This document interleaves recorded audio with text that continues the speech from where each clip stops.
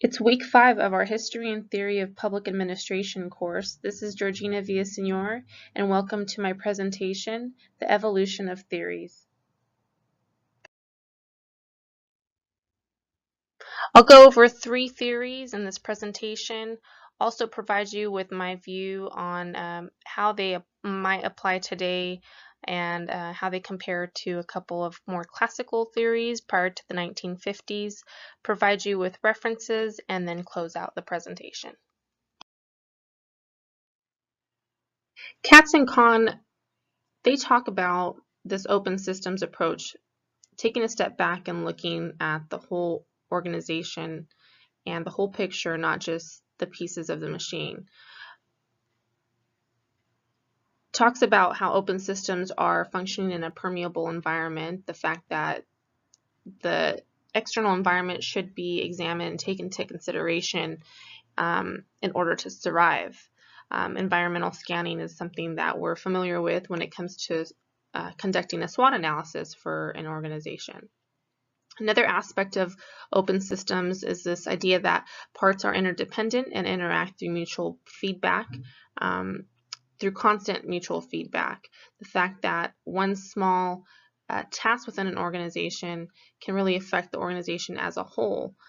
Someone who is experiencing absenteeism issues can really affect operations. And so this idea of mutual feedback reminded me of Follett's theory that we went over.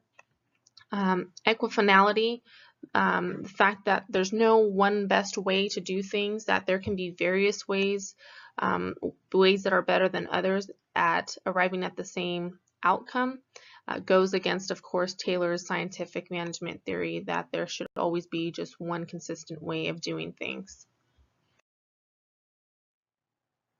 Martin Grodzin's theory talks about the marble cake approach.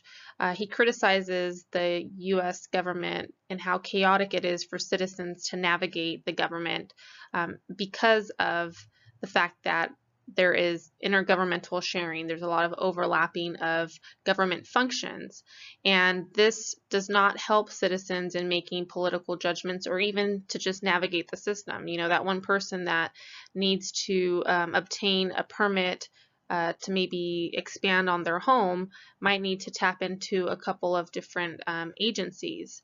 And another example might be, is the public education system.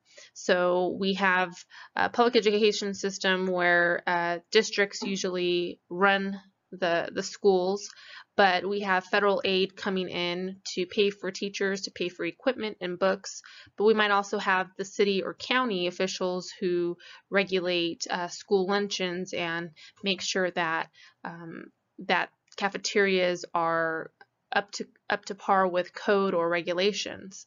So this theory here definitely goes against what we already know is proven to be no longer valid. Wilson's dichotomy, that there's no true separation of powers when it comes to the government. There's a lot of overlapping. So this is the highlight of Grodzin's theory. We have Anthony Dow's 40 plus years after Max Weber came out with the characteristics of bureaucracy. Anthony Dow's now has the opportunity to further expand on that theory and look at the life cycle of these of a bureau. And so he goes into talking about why they exist, primarily because bureaus really can't survive without showing that they have services to provide to a group of individuals who have influence over the resources that keep them alive.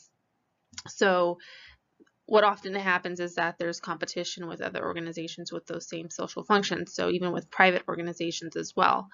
At this time, what has happened in our government and with the economy is that we are under a state of creative federalism where Medicaid has now come into the role where the federal government is acting more as a parent and allowing these states to do what they need to do with the money that's given to them for purposes of creating more equality when it comes to poverty and civil rights. So there's definitely competition out there, and we see that local governments are actually competing with non-profit organizations or even private organizations as well for this money.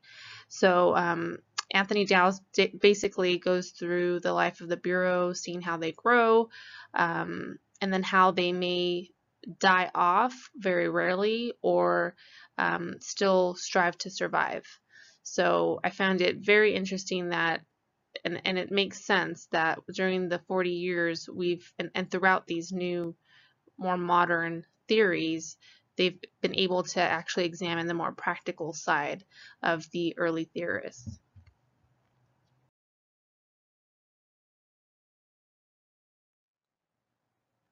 So my view on these theories, I like how Katz-Kahn looks at the bigger picture of things. One of the items that he covers in regards to there are multiple pathways or there's not one best way to organize, I don't think is necessarily true when you're dealing with more of a product-driven type of organization where you absolutely need to follow the one best and efficient way.